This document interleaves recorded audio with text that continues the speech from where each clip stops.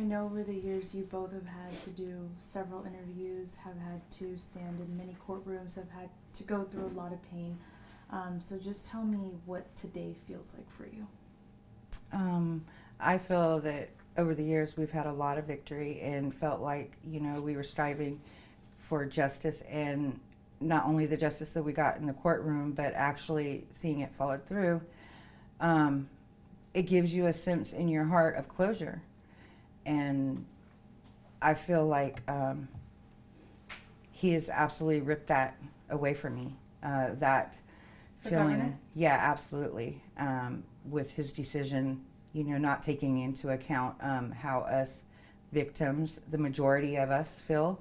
The ones, the voters, they don't have to be victims. Even the voters of the state of California, they all have repeatedly voted to keep the death penalty in California. Not only keep it, but enforce it. And I feel that he is despicable and totally betrayed everything that he stood for when he ran.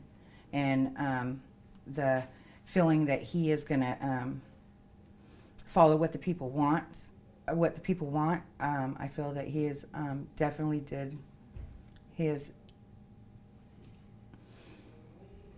This is really hard because it's been a roller coaster, and I just can't imagine what kind of arrogant person thinks that they could stand for the state of California and all of its voters and commute a death sentence. That is something you have to go to a certain degree to get, eligible for the death penalty, let alone get convicted of it. There are certain things that have to be, leveled, and you have to reach that level. So these are the worst of the worst. These are the people that you have nightmares about, that me personally as a mom, that I have dreaded and never ever wanted to experience. The worst nightmare a parent could have is having their child kidnapped, and not only kidnapped but tortured and murdered in the way that Rhodes murdered Michael, an innocent little 8-year-old boy. And I think the governor absolutely took the justice away that I've held on to for so long, and continue this fight. I've done this fight for 23 years and still gonna fight until I see the justice that was given to him at sentencing. I deserve that. Michael deserves it. Every victim of all of these individuals deserve the justice that we work so hard, prosecutors work so hard, we make these laws. We don't make them just so he can, swipe a pen on a day and say, oh, well, we're just going to forgive the crimes that you committed against our, these communities, these families, these victims. Forgive them, because that's how they're going to see it. It's appalling. It's absolutely appalling. And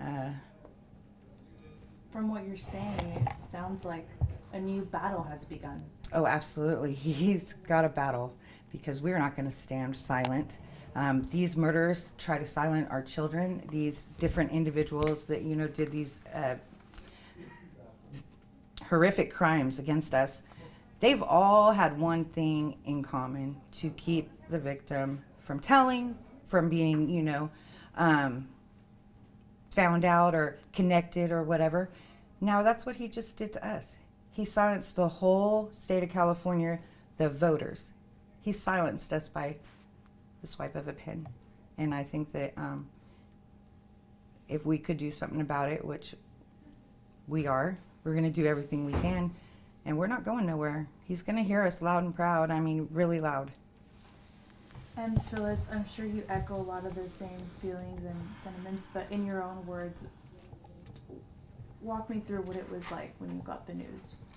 Well, I was blindsided by the news, absolutely blindsided, and I felt very betrayed, and felt that it was reprehensible. It broke my heart. It enraged me. There probably aren't enough words that I have in my vocabulary to fully explain how it felt. It felt like my heart was being ripped open. I'm so sorry that both of you have had to go through so many nightmares. Well, you know, we have been through trials. I have been through multiple sentencing hearings with one of the two individuals that killed my son. We have heard juries make decisions and recommendations to the judge. We've heard the judges pronounce sentences. We've been through appeals. We've been through campaigns to keep the death penalty with no on 34, and then to reform the death penalty and enforce it so that families like ours don't have to wait decades for justice. And then to have a governor come in, a newly elected governor who promised that he would do the will of the people and do something exactly opposite what he had promised. When the majority of the voters in California voted for Prop 66 to reform it, we understood our system was broken. We had an initiative to fix it. The voters voted for it. It passed. We immediately started to have to face legal challenges. We've met them. We are now blindsided by a unilateral decision of one man who apparently felt entitled to make a ruling to rob us all of justice. To me, it felt like he was a thief in the night. He didn't come last night and decide to steal our car or our stereo, whatever. He came to steal the most precious thing to us that we cling to, justice. Hard fought for justice. And, you know, our families have paid a supreme sacrifice on the altar of freedom in this country and for justice. And then to have him rip it from us, I think he's heartless. I think the man has no heart for victims. I think he cares so much about the criminals that there's no room in his heart for victims. And that is both disturbing on a personal level. It's also dismaying because I'm wondering, how can you be like that? I've researched every one of these cases myself. I know the facts of every one of the cases of death row killers. That's how I know how many child killers there are, how many child victims, how many elderly victims, how many cops were killed by death row killers. I know that because I researched every case in the campaigns. Do you know, I bet you he hasn't read 5 of them? And he should have reached out to victims. We should have had a place at that table. I learned yesterday afternoon, late, at about 4 o'clock, that he'd had a meeting at 3:30 with 3 people. 2 representatives from Crime Victims United who do fabulous work. But the loved one, their loved one's murder is not on death row. And then he met with Mark Klass, who of course is the father of Polly Klass, he is on death row. But he should have involved and at least listened to us so he could have learned more about why we think what he's doing is not just wrong, it's cruel to us. And I will tell you one thing I was really offended by. I heard that he said he couldn't sleep at night if someone was executed. Well, you know what? I don't know any of the thousands. There's 737 people on death row, but there's over 1,000 victims killed by those death row killers. And there's a ripple effect. When those bullets or those knife wounds, they just don't kill the victim. They kill a part of everyone who loved them. And our wounds are deep, and they're forever wounds. They don't go away. We haven't had a good night's sleep since our children were killed. And he's talking about he wouldn't be able to sleep. I'll tell you what, the next time he feels like that, have him give me a call. I'd be happy to meet him at 2 a.m. at the Law Enforcement Memorial right over here across from the Capitol, and we can talk about not being able to sleep. How about that? Yeah. Pretty boy governor. Or he could, you know, let's just look at that for a little bit. How about your child? You have a son. How about he walk home from school and Robert Rhodes happened to come across his path, and let's see how he would feel if the ultimate ending was what happened with Michael, that he kept his son for 10 hours and He inflicted 70 to 80 stab wounds after raping him, and all that just for his pure pleasure. He's a 8-year-old little child. Let's see how he would feel after, you know, taking a little bit of an initiative and saying, okay, I want to look into each of these crimes, like she was saying, in each of these cases, 737, read them, fill them, see what the prosecutors went through, law enforcement, all these people done all this work to make sure this person paid for what, you know, what he was, his crime, excuse me. But you're going to go and you're going to take that away from all of us? I feel that he thinks he's morally superior to us by making this decision, that he's being magnanimous and doing what is morally right. I disagree with him. I think what he's done is reprehensible. And as I said, he's no better than a thief in the night to me, but what he stole was precious. And I think the voters of the state of California, this is whether you oppose or are for the death penalty, you need to really sit down and look what he just did. Because what he did is going back against what he said. He's not a governor for the people. He's not going to follow through as he, you know, campaigned his whole campaign. And I think for years to come, I'm going to be a strong advocate in the fact of exposing him for what he really is. That was going to be my next question. Absolutely. Despite having having gone through so much since your sons were killed in just the most horrible way possible, both of you ladies have this strength. I can hear it in your voice just by sitting here for the last 10 minutes. I can tell that you're both very strong women. So what's next? What are you going to do with all this anger, this pain, this passion that you have to not let things stay this way? What are you going to do after this decision? Well, we both had the warrior spirit. We're warriors for justice. And I think right now it's a time of period that we need reflection, research. We need to explore our options. And we ain't going away. We're not going away. We're not going away. We're not going away. Yeah, you didn't strike me as someone who's going to cry and just let things stay this way. Absolutely not. He definitely owes the victims of the state of California some time. Some time. We deserve that.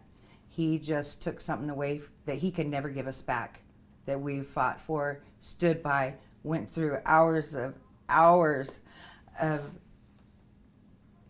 finding out really truly what happened to our children. No, oh, you know, it was easy. And that's the worst thing for a parent, is to know that your child suffered, that your child actually. This is your son, right? Yes. For those who don't know what happened to him. Mikey, in 1996, Mikey was walking home from school, and a twice convicted sex offender picked him up and took him to the river. And we searched for him, and we didn't find him until the next day. But Rhodes had kept him there from the very first inflicted wound, which were knife wounds, to the very last inflicted wound. The pathologist said was 10 hours. And that each wound was, the whole purpose was to inflict pain on Michael. And Michael was 8 years old, 63 pounds, and Rhodes was 43 and 180 pounds.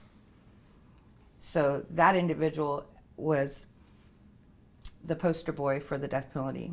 He deserved what he was sentenced to, and after a mistrial and then another trial, we went through all that. Everybody that was involved, our communities, because it's just not us. Yeah. We represent a lot of victims, and we represent a voice for a lot of people. Yeah, and the ripple effect, like she was saying earlier, the ripple effect of your child and the impact that it goes in the community, the state. I mean, just people, random strangers, you know, are affected by it. For him to take all that away with just a swipe of a pen, that's why normally you're not allowed to have that much power. Yeah. You have, you know, a delegation, you have a committee, you have all these things that you have to go in front of, so everybody has a say. Mm-hmm. And he just ripped all of that away in one day, And it's appalling to me. And for the state of California, they need to step back and take a look at this, because no matter where you stand, you really need to see him for what he is, because he's not a governor for the people. And I am very concerned for the next 4 years. And if I could point out something with please. respect to Sandy's case, the killer of her little boy actually received 2 death sentences from 2 separate counties because through a DNA hit after he was incarcerated, they found that he had murdered a young girl, young teenager out of Hayward. So Alameda County also sentenced him to death. So an Alameda County jury and an Alameda County judge.